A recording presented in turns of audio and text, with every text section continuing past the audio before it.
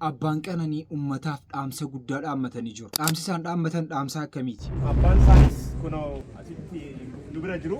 Isaanis dhaamsi isaan dabarsuu barbaadan yoo jiraate carraan kennaaf.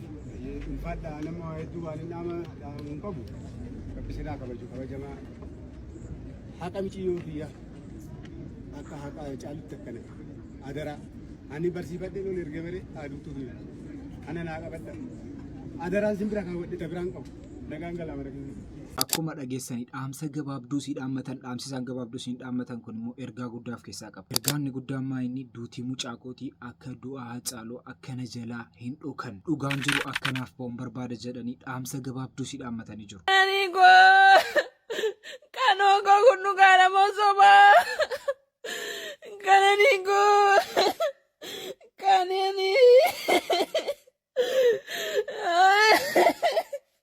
Sirna awwaalchaa si irratti sirna awwaalchaa si kaleessas isinitti agarsiisee tureera.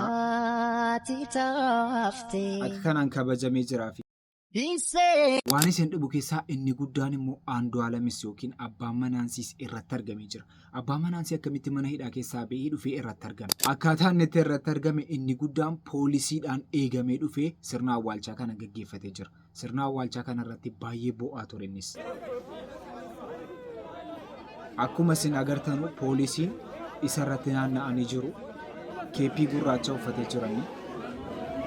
Agartanii poolisoonni duukaa jiru. Keeppii gurraacha akkuma isin agartanu baay'ee bo'aa iyyaa jiranis.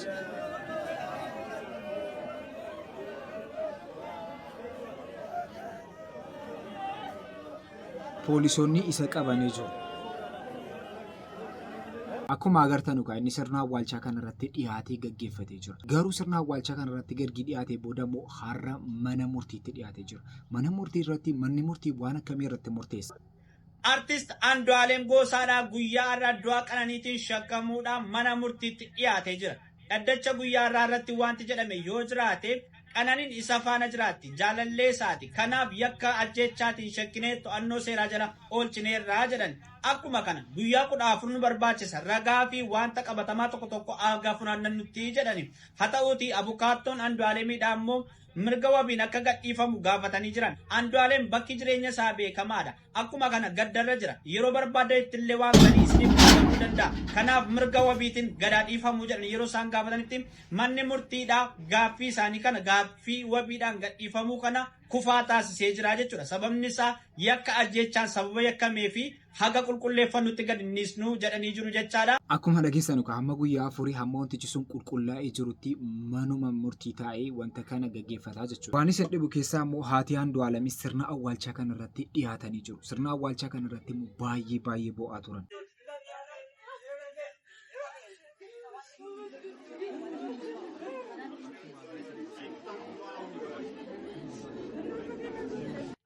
Akkas jedhe Andu'aalem amman jiruuf amma jirtu waliin turraattan eegee nagattee deemte jedhee yooman tilmaamee beeke maal akkamittiin garaan kan kee jabaate lafa duwwaatti nagattee anarraa addaan baate akkas jette Qananiinis anis kanuman yaade arras ta'e kaleessa du'atu na fudhatee addaan nu base malee maleessa garaa jabaadhee miti natti dhufte guyyaanii ati nagaa ta'uudha anaaf inni guddaani. Jedhi jaaladhee miti budaatu na hubate sarraa addaan na baasee giddiidhaan na fudhate jireenyi koo kana boodaa dukkana roobaa ta'e salas maalan godhaan duukoo erga carraa koo ta'e osoon boo'ee watwaadhuu sirraa gargar ba'e jedhi kana nagaatti qanuu koo kana maal jedhu gaafa dhagaan maatiini nagaatiin naa boqodhuu boolla kee haa guudhuutu dhaadhiini nagaatiin. Obboleettiin hangafaa shamarree Qananii Gamasheetiin akkana jechuun gadda ishee ibsiti. Guyyaa takka barnatti nimi maal taatee jira guyyaa takka waan kadhan ta'e nan jiru. Kanan jiru rabbummaan haqa isaa baasa. Godina Harargee Lixaa aanaa Daaroo Labuu magaalaa Miicataatti kan dhalatte shamarreen ganna 25 Qananii Addunyaa hojii moodelingii fi beeksisawwan garaagaraa hojjechuun beekamti. Itti dabaluunis fiilmii mata dureen isaa Rabbirraa jedhu qopheessuun industirii fiilmii afaan Oromoo keessatti qooda fudhachuu ishee seenaan ishee ni mul'isa.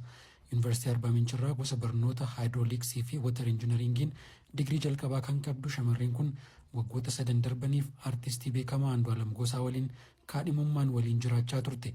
Akka ibsi poolisiin magaalaa Finfinnee har'a baase agarsiisutti shamarree Qananiin gamoo mana jireenyaa artist Andu'aalam waliin keessa jiraatan kan magaalaa Finfinnee kutaa magaalaa Lammii Kuraa naannoo Ayaat jedhamuun beekamutti argamu darbii 5ffaarraa haala ammatti sababni isaa hin beekamneen kuftee yaalaaf osoo gara hospitaala Yaaniitti geeffamaa jirtu lubbuun ishee darbe. Gareen qorannoo poolisootaa hundaa'ee ragaan teeknikaa fi foorensikii walitti qabamuu fi qorannoon itti fufee akka jiru kan eere ibsi poolisii kaadhimaan ishee artist Andu'aalam Gosaa to'annoo poolisii jala akka jiru himeera. Qorannoon akkuma xumurameen bu'aan isaa uummataaf ifa godhama akka jedhe poolisiin magaalaa Finfinnee namoonni odeeffannoo qorannoon hin mirkanaa'iin tamsaasaa jiran gochaa isaaniirraa akka of qusatan akeekkachiiseera. Akkuma dhageessan kan namni waan baay'ee jedhaa jira. Namni kana ajjeese Andu'aalam jedha. Waadaan haasaa karuma mootummaatiin akkas taate jedha. Waa baay'eetu haasa'amaa jira. So poolisii wanta kana akka naasofne waan akkasii dhaabuu qabdu hamma nu qorannee bira geenyutti jedhee jira. Ammas wanti jiru qulqullinaan hin baramne gaafa barame anis isiniin apdeetiin godhaa gara biraatti. Oroota sihiriin gizee hojjetamu beektu sen. Sihirii mana barumsaa keessatti mucattiin tokko mucaa tokko irratti kan isin goote agarsiifamaa ture. Wanta akkasiis barattoota irratti si mul'ataa kan jedhu baay'ee na dhibee ture. Mime viidiyoo sana ilaala.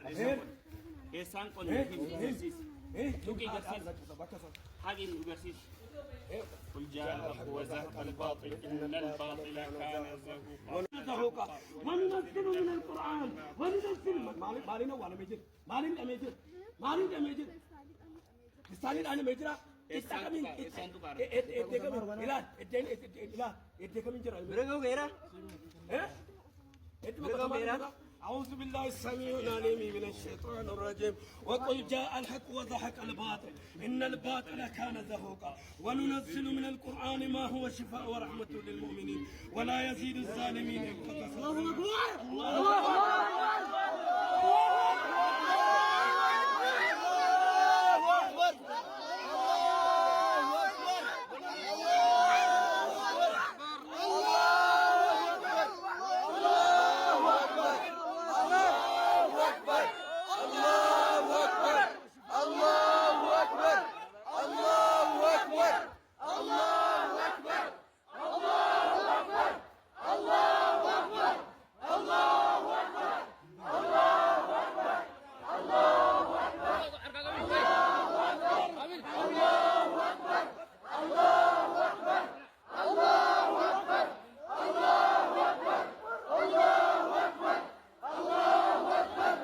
Akka kana barattoota irratti sihirii hojjechuun waan baay'ee nama dhibu kun dhugaa rabbichaa gara kamiin akka deemaa jirru illee hin beeku. Mimi boo'icha kana ilaalaa. Boo'ichi kun maaliin isinitti fakkaata? Mimi maaliin isinitti fakkaata? Waan isin dhibu keessaa mucaan isin boo'amaa jirtu kuni hin dheerumaa jirti. Isa isin dheerumaa jirtu jennaan maatiin akka kana wal bira taa'ee boo'a. Aadaa eessaati mimi kun? Maatii guutuutu bu'aa waan isin dhibu. Abbaa, haadha, ilma.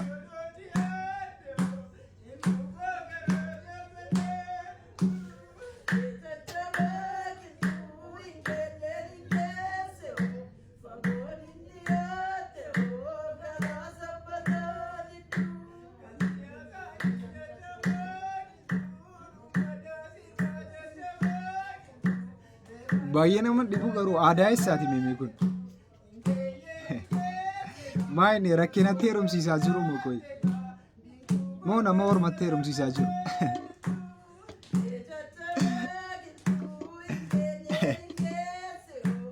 Akka kanaatti aadaan baay'ee nama dhibu nu keessas jira. Garuu aadaa kana namni baay'een hin beeku. Sheeroobee yoo beektanii sheeroobeen yeroo tokko ulamootaa wajjin walitti bu'anii jiru. Wanti sababni jarri ulamootaa walitti bu'anis ulamoonni masgiida ijaarsisuudhaaf jedhanii birrii walitti fuffunaanaa turan. Yeroo sana keessatti ulamoonni nam tokko malee hariinuu hattuudha jedhanii natti fakkaata.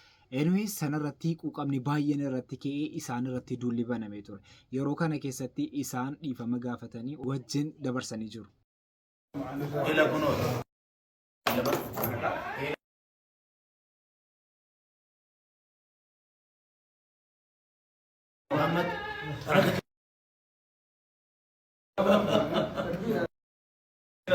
الله أكبر.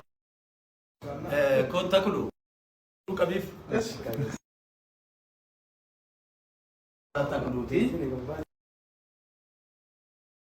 Yaanni kan biraan guddaan ka'aa jiru immoo yaada Tigraay keessatti lolli ka'aa jira kan jedhu. Tigraay keessatti ammas lolli ka'uu fi kan jedhamu sodaachisaa baay'ee ta'ee jira. Kanarratti immoo jarri hiriira nagaa ba'anii jiru. Akka siryaatu kanatti.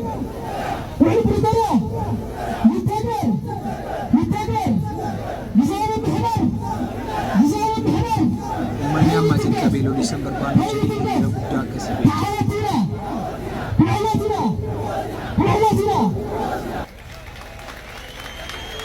Biyyi keenya yeroo baay'ee keessatti loliisa gurguddaa keessa jirti. Amma lolisni amantiidhaan ni ka'a jedhamee sodaatama. Lolisni akkasii mootummaa naannootiin ni ka'a jedhamee baay'ee kan sodaatamaa jirudha. Wanti kun hariin immoo uummata keenya ammas gara ficcisiisuutti deema. Yaanni inni kan biraan ka'aa jiru immoo Dr. Abiy Islaama jedhanii viidiyoo kan gadhiisantu jira.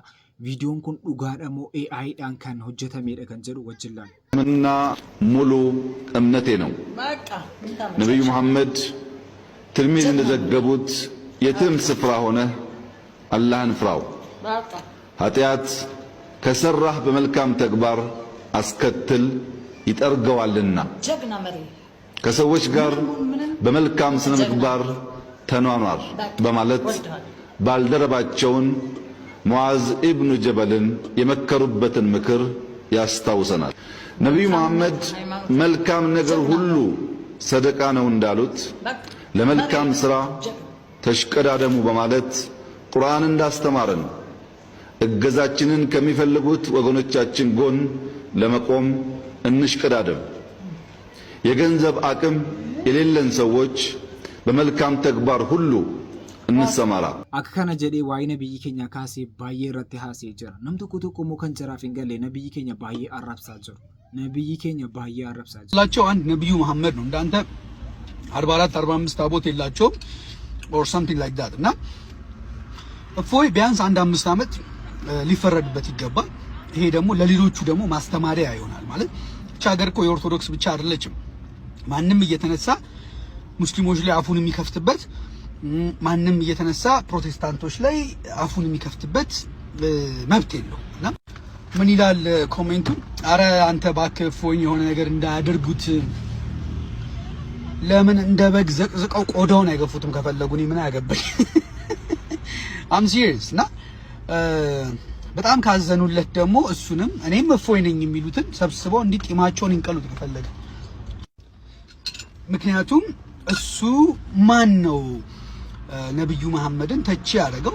በነብዩ መሐመድ ሙስሊሞች ታፍራላችሁ አታፍሩም? ማን ነው እሱ? ሙስሊሞች እንደነ ያያ ዘልደት አይነቱ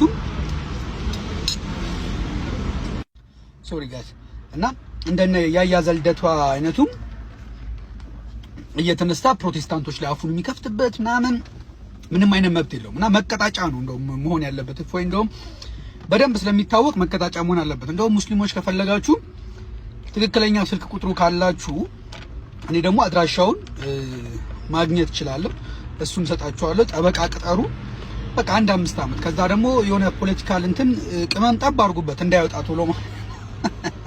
ምን መሰላችሁ? ሃይማኖታዊ ግጭት ለማስነሳት በኦርቶዶክስ እና በሙስሊም ላይ ብላችሁ ጣል አድርጉበት፣ እንደዛ ማለት ነውና ያኔ ሁሉም ሃይማኖት ኢትዮጵያ ውስጥ ተከባብሮ ይኖራል ማለት ነው።